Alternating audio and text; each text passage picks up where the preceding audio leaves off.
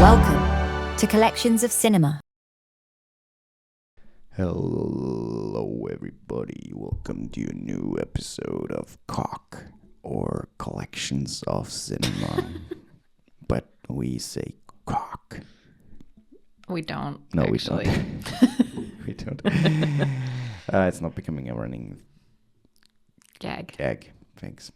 No, it's I not. was just about to make a really...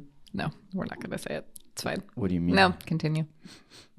Okay. I was going to say something we have really a sponsor inappropriate. now. We have Red Balls, not Red Bull. Red Balls. It's our sponsor. I'm kidding. We don't have a sponsor yet. If you want to sponsor us, you know where to find us. Do they? Yeah. Instagram, Spotify, Threads, We have a website. Patreon. We have a website. We have a website. Email. You could stalk us if you want to. There are a lot of ways to We'd prefer you didn't stalk us, but get you know, in touch with us. you could. So yeah, today we are. You know, it's we there. Let's And guess what? And by the way, let's step a step back. Let's step a step back. I don't think we've taken a step forward yet. So I know, but let's step one back because Okay. so we have never really encountered that like it was bound to happen, but with this movie it's a first. And okay. Mm-hmm. I just want to quickly explain how the movie list is sorted. So Yes. there are obviously like trilogies or a collection of movies that sometimes come in a box. So, for example, I have the Matrix quadrilogy. Matrix quadrilogy. Is it called that? I don't know. A The trilogy plus the fourth one. Right. The four. So, or for example, the Lord of the Rings trilogy. So technically, that box set is counted as one movie. Mm-hmm. But then there are other movies like the Avengers that we do today. Spoilers. Endgame. That is like one movie. I don't have a box where all of those are in there, so it's counted as one. So when we land on a number that is a box set, we have not decided yet what we do. And also he sorts, like if something says the in front of the title, he puts it under The T. T. Yeah. So they're like the Avengers is not under A. And it was the same with Rec. The Yeah. last time I didn't address that, but it was like one of the last movies. And you're But probably like, why is it interestingly- one of the last movies? Because Yeah. it's an R. There's like, I assume this is your reason. There's like the little recording Yeah. thing, like the symbol. Yeah. The red symbol for when you're recording, it's in front of Rec, and so you put it at the end for whatever reason. Yeah. And the Avengers. I mean, this one and Infinity War is technically A. That's why the number is so low, 69. And the other ones, like the first one and the second one, Age of Ultron, they have D in front of the title. That's so weird that they It changed is weird, that. but that's just how it is in Germany. That's just how they get so it's only distributed. in Germany. I don't know if it's the same. I think it's the same in America in terms of the Avengers. I think the first one was The Avengers. The second was The Avengers Age of Ultron. And then just Avengers Infinity War and then Avengers Endgame. And I have it here. I was going to say, I wonder if it has anything to do with like the Guardians being also part of it. But weren't they part of it in the one before this one too? Or was it? Infinity War, yeah. Yeah. So okay, then never mind. It doesn't Weird. matter. So the obviously you have to kind of get like a rule for how to collect or to sort that list, and that's just how it is. And so we today, I mean, it was easy because we landed on one movie, but in the future we might land on a series, and we won't do a series because it's just movies. Or we land on a movie box set where there are 4 movies in there or more, and then we have to decide what to do then. I mean, I had an idea for that. So if we land on, say we land on Lord of the Rings, for example, where all 3 are in one, so it counts as the one movie, we could then throw it out to Threads and just say which one, and then they have to pick which one we have to watch. Or, I mean, the better thing would be to do a series then. Or we do a series. That was the other thing. And if we land on like a box set of movies like that have not really much to do with each other, except for like maybe they're the same director or, you know, whatever, then that would also be my suggestion, that we just throw it out to the listeners and they pick which one they want. Like we put it in a poll or something. Yeah. that would be what I would do. Because then it still keeps it fairly random for us, where we're not just selecting a movie. Yeah. Yeah. Yeah, we'll see. But today we landed on Avengers Endgame, as we already said. And Number 69. It's not the last movie in Phase 3 of the Marvel Cinematic Universe, but it's basically the second to last movie, which ended the Infinity Saga. And just quickly, if you are watching this and you've never seen a MCU movie, or you're not following this thing, or you maybe have seen a couple of them, but not all of them, it started in 2008 with Iron Man, technically. And yeah. Do you have on hand how many movies there are in 22. That fit in the Marvel? No, 22 is the universe? first, the Infinity Saga. Okay. That's the number of. Doesn't movies. it go? Is like Thor all part of that too? Like all the Thor. Like what is the? Yeah. There are people who watch all of the movies in order of like how they take place in the timeline. Is that only the Infinity Saga, or is that What do you? Marvel in general? No, the Marvel, the MCU is the whole thing. Yeah. Then there are the phases, which just basically is just a collection of movies that got released over the span of a couple of years. And then those phases are encapsulated into one saga. So right now we're still in the multiverse saga. Yeah. And the first saga was the Infinity Saga. That was because of the Infinity Stones. And the thing right now is the multiverse saga, because we're still dealing with the multiverse stuff happening in the MCU. That's just how it is. That's just how they try to fit it all together.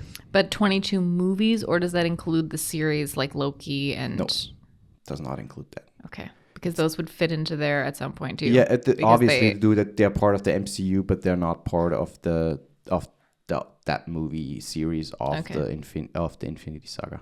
Yeah, but it's 22 movies, which is kind of crazy, and it started in 2008 with Iron Man, and the last one in that saga was Spider-Man: Far From Home, and it's pretty incredible to, especially the first three phases, to see how Kevin Feige, how they developed those movies and how it all came together.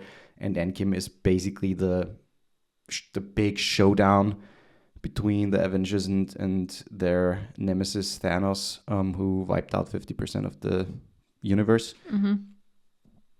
And I mean, the thing is, I don't know if we need to go so heavily into the plot of the movie, because not really. I mean, essentially, like you said, Thanos, he snapped his fingers. He had all the stones. He snapped his fingers, and basically half the population, like you said, is disappeared. Yep. In the blip. Just a quick side note. So Infinity War the movie before Endgame got released in April 27, 2018.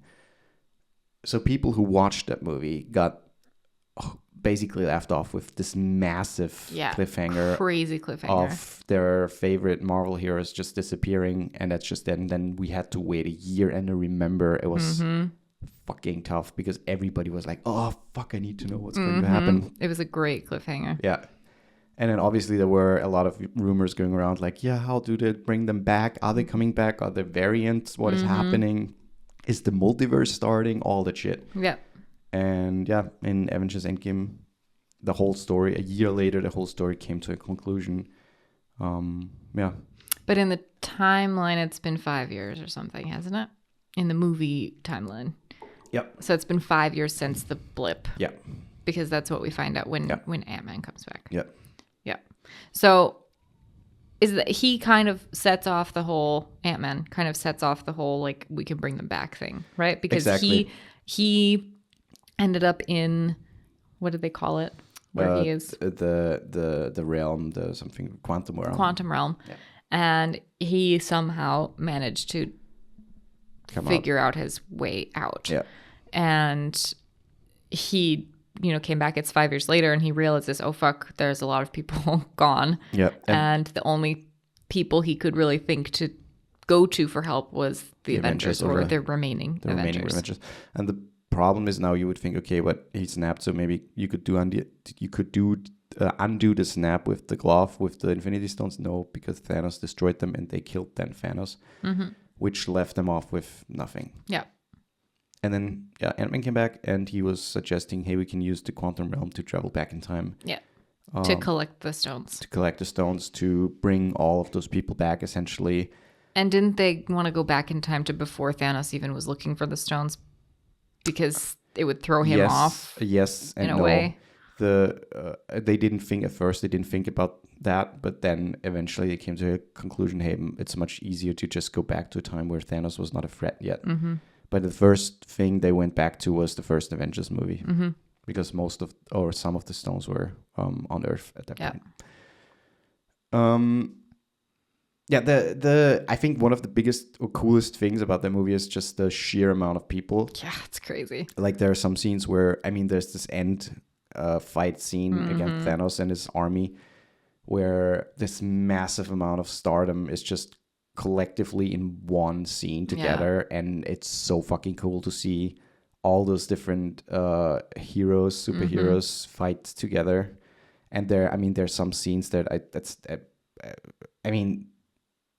the amount of, like, it was probably the best theater experiences for me collectively with a crowd where, for example, Thor's hammer knowingly is only being able to be held by Thor or someone who is worthy of Mjolnir.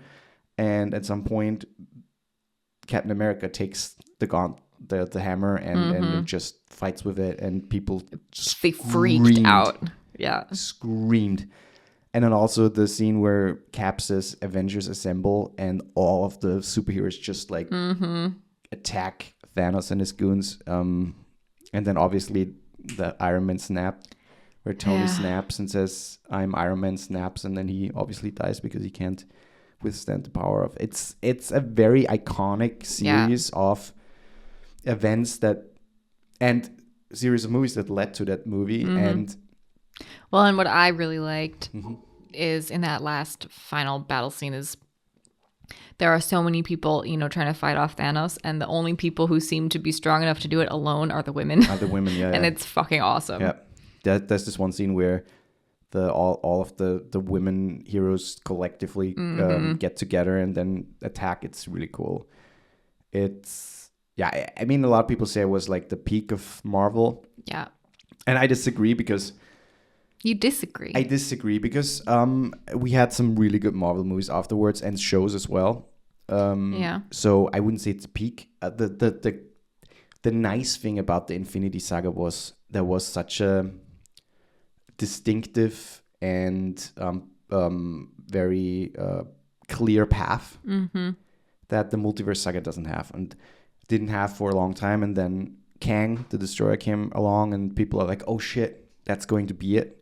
Yeah. And then obviously he got dropped because of allegations and stuff. And now they are back with Doctor Doom, who is a Iron Man variant in that situation, which is also pretty cool. But a lot of people say, oh yeah, they bring back the old directors and they bring back Robert Downey Jr. because that's what the fans ultimately bring back. But at the same time, why not? It gives a lot of cool ideas and possibilities of him encountering his old Avengers friends, but he's not obviously Iron Man, he's Doctor Doom, and that's that alone. Like him and Spider-Man, for example, share a very deep bond. And that's going to be really interesting to see how that unfolds. So I'm very excited about that.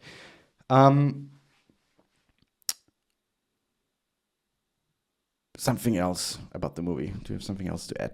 I like the Doctor Strange aspect. I love Doctor Strange, and I really like his role in that movie where he's basically the one who has to tell Tony Stark that, we tried. He can look and see all of the scenarios, like all of the ways that it could go, and I don't remember what it was, like 14 million or something like that. 14, some large number of all of those scenarios. There is only one out of all of them in which they win, and that is if Tony Stark is the one to put on the glove and change things back. And there's this really intense scene towards the end where they're all on the battlefield. They're all fighting for their lives. And Tony Stark or Iron Man and Doctor Strange have a moment where they look at each other, and Doctor Strange just kind of like holds up one finger just to remind him, like, hey, there's only one scenario in which this works. And that was ultimately the push towards Yep. the very tragic death of Tony Stark. Yep. Yeah. And I liked the ending too with Captain America and how he decided to. Yeah, so he basically they traveled back in time to gather the stones, but the problem is they couldn't keep the stones because that would create alternative realities. So what they had to do is to bring the stones back right away where they got them. And I mean, it's a very cool thing because Cap was basically hired to do that, or he volunteered to do that alone. And that alone leaves a very cool option for a movie or a series at some point. But he went back in time, but then it was already kind of foreshadowed in the movie that he would pursue a normal life with Peggy, his love. So basically going back to after the Second World War, yeah. Yeah, I was going to say the 50s, I think. Yeah. And staying there, essentially. So he got to stay with his lady and grow old together. And at the very end, you see, what is his name? I always forget his name. Chris Evans? No, the guy who comes back to visit him as an old man. And he gives him the shield. Chris Evans? Yeah, is Captain. Yeah. But that's not what I'm talking about. So you mean, but he comes back as an old man, and he gives, Falcon. Falcon, thank you. He gives him the shield, and that was a cool moment. Anthony Mackie. No. Mackie, yeah. Isn't it Mackie? I think so, Anthony Mackie, yeah. So that was basically where a lot of, like, the show picked off. What was it? The Falcon and, Winter Soldier and the Falcon to Winter Soldier. Winter Soldier and the Falcon, I think. Yeah, and a lot of other stuff. Yeah. Yeah, I mean, in my opinion, the cultural impact of that movie is very profound, and I think in a lot of ways this kind of is still there. Like, again, as I said, a lot of people feel like that was the peak of Marvel, and a lot of people still say, oh yeah, Endgame was like the best thing, and how it just all came together and ended in this amazing thing. And but at the same time, I feel like there's a lot of more potential for more stories, especially outside of the known characters. We got to see all the very main characters. I'm sure there's some exceptions, like Thor explored some other characters, or Guardians of the Galaxies, obviously. But I feel like there's lots more potential for more stories, and we see that with Agatha, for example, right now. I mean, we saw it with WandaVision, which was fucking phenomenal. And Agatha is also phenomenal. Yeah. That show's amazing. Low-key, both seasons are great. So there are a lot of more options to explore that, and obviously Disney will, because they want more money. But for people who have never, or maybe just seen a few of those movies, sure, it's a lot of movies. And on Disney Plus, you can basically just select, okay, I just want to see the Infinity War saga, or Infinity Saga. Oh, really? You can do that? Yeah, you can do that. That's and cool. And then you can watch them not necessarily in the way they're in the timeline, but in the way they came out. Yeah, but you can also look up. I mean, that's something I thought about. I kind of want to do is watch all of the Infinity Saga, but in the order that they're supposed to be. I mean, that would be cool. That would be cool. But yeah, I would still suggest, if you've never seen them, just watch them the way they came out. The good thing is those movies still hold up. There are some that are not as great. Is like Thor is part of those, right? The first one is. There's some aspects that are great. No, it's a good. The thing is, I like the movie, but they made Thor look like. Yeah. They made Chris Hemsworth, that poor man. Yeah. He looks fake. He looks so weird. Looks CGI almost. He's so weird looking in With that his hair and his movie. blue eyes and all that shit. It looks And then so the second over one, it's exaggerated. better, but not fully. And the third one, it's like, okay, that's great. But first one is like, whoa. Also, Captain America, the first one, it's a great origin story, but it's lacking, I don't know, it's lacking something. And then the second one is amazing. Yeah, there are a lot of movies that are not so great, but at the same. But I feel like you can see throughout the years they really found their footing in like what works and what doesn't work, and they do it really well. Like once that whole like the timeline started coming together a little bit more, and all the characters started coming together a bit more. It's like I think it's one of the best franchises. Like I love those movies. Yeah, they really hold up, and I think. Again, if you've never seen them, I highly recommend watching them. If you are interested in superhero stories, if you're not interested at all, then maybe skip them. But if you have never found the interest or something, then it might be time. Some short budget was 356 to 400 million, which is fucking insane, and it made over 2.799 billion. It's fucking insane. I mean, it was one of so much money. I guess one of the most anticipated movies of the century. Maybe. Like it's so crazy how for sure. many people could not wait to go see that movie. Yeah, no, for sure.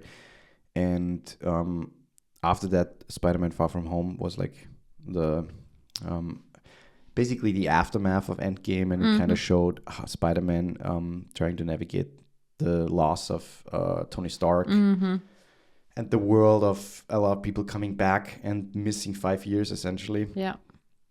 It's insane what the movie did in the box office and how fucking successful that movie was. Which was kind of cool to see, but at the same time was also, I think, kind of started this very unrealistic aspect of, okay, we need to get to, I don't know, 1 billion or something at least to make this movie worthwhile or something. And also this, I mean, it started before that already, but this notion of cranking out VFX stuff so fucking fast by bidding on the best or on the lowest VFX studio who basically says, okay, we can do it for this amount of money, and then they crunch people into making those VFX shots in a super short time, and then a lot of people suffered because of that, because the shots didn't hold up and just don't look as great as some of the movies that came before that. And with Endgame, I feel like it kind of got more into that because of all the shows and stuff that Disney spawned afterwards, to expand the universe so fast, where I don't know, a lot of quality just got left back. I don't know, I don't have something else. I think, do you have something else? Nope. I would say we go into movie of the week. Let's go into movie of the week. Movie of the week. So I have to look because we didn't watch that many movies, and I don't remember the movies we said last time, but I think I'll just start here. Yeah. So we watched Swingers from 1996, Joker, the second one. Try it. Say it. I don't even know what this is right now. Wait. Folie du. Folie de. Folie e. Foie for et deux. Feu et deux. Foil et deux. Not foil. No, it's not foil. Folie. I-E. I-E. And then the A with the thing, and then deux. Deux. Which means we found out Madness for Two or something. Something like that.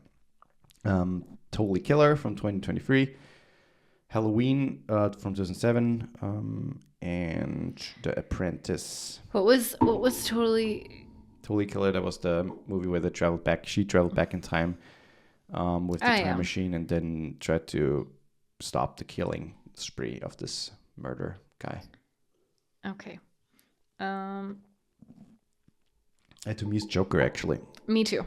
It kind of fits with the... Wait. Ready? That's how we say it. Ready? Folie à deux. Folie à deux. Folie à deux.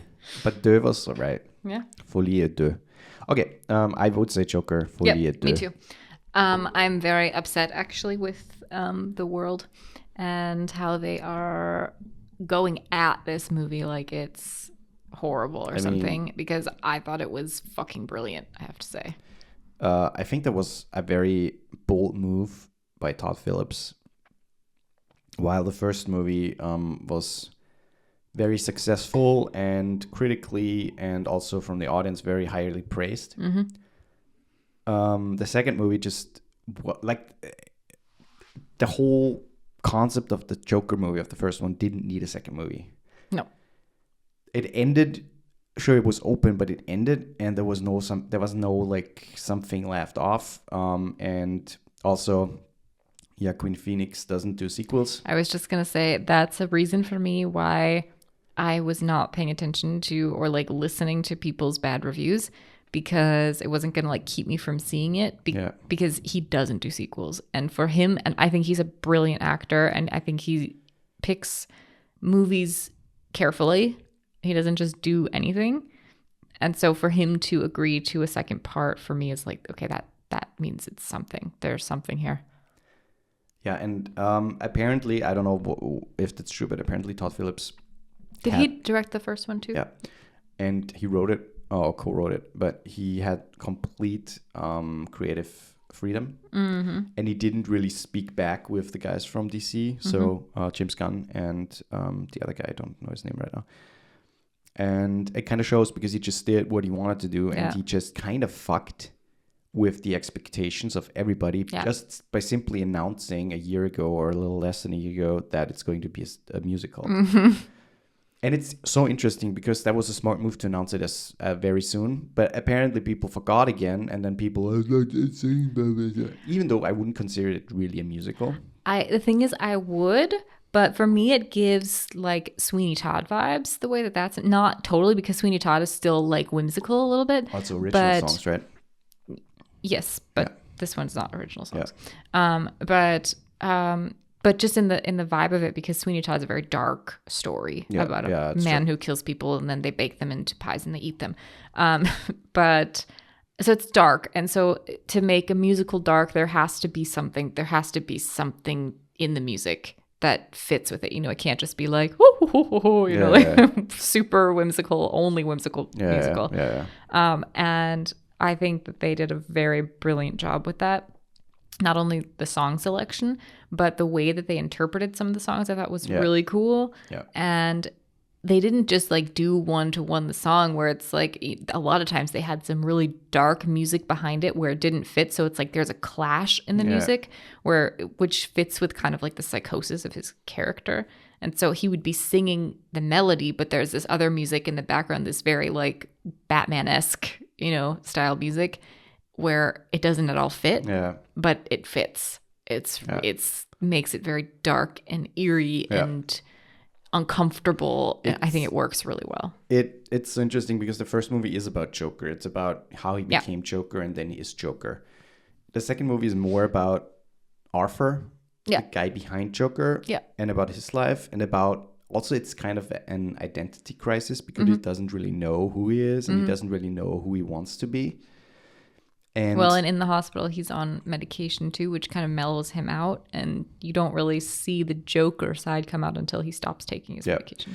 But it's also interesting because the ending, spoiler alert, if you have not seen the movie and you want to, spoiler, the ending shows that he gets replaced essentially. So there's a scene where he gets killed. And in the background, we see the start of a new Joker guy. Which also shows that Joker is just an idea, kind of, and not really one specific person, and that alone kind of already defeats the purpose of the sequel. We had a Joker movie, and the second movie is not really necessary, and here I prove it to you.